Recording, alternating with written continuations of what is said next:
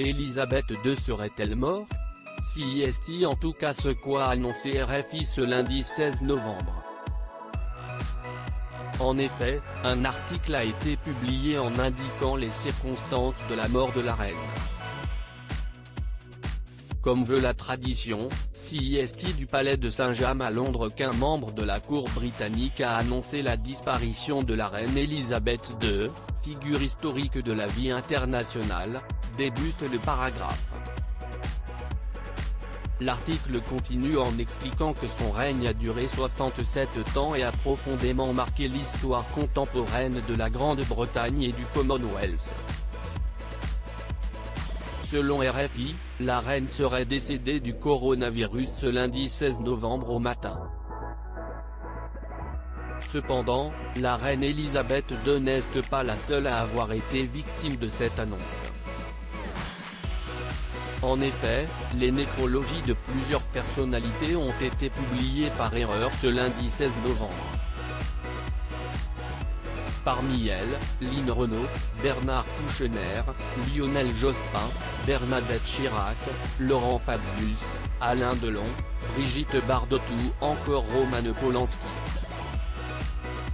Pour certains, on pouvait lire « Il est mort ce XXX à l'âge de XXX », après des décennies d'une carrière mouvementée. Au total, ce sont une quarantaine de personnalités qui ont eu droit à la publication de leur nécrologie. Des articles qui ont surtout beaucoup amusé les internautes.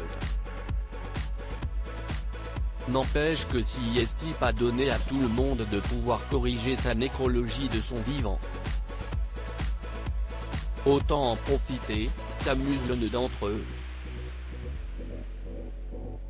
Et d'autres ont fait référence à l'année 2020 et ses nombreux problèmes, en même temps c'est 2021 donc tout peut arriver, même autant de décès de célébrités d'un seul coup.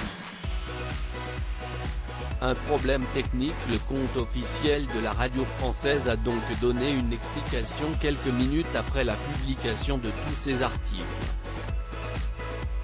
Un problème technique a entraîné la publication de nombreuses nécrologies sur notre site.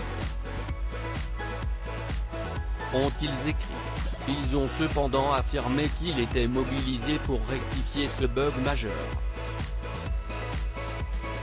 Voyant que de nombreux internautes se demandaient comment c'était possible que ces articles soient déjà écrits, RFI a publié un article dans lequel ils expliquent comme dans tous les médias, nos journalistes préparent à l'avance des portraits de personnalités afin, si elles venaient à disparaître, de pouvoir proposer rapidement aux lecteurs toutes les informations à connaître sur leur parcours. Un incident que la radio qualifie de regrettable et n'oublie pas non plus de s'excuser auprès des personnes concernées. Un petit bug qui aura bien animé la toile durant quelques heures.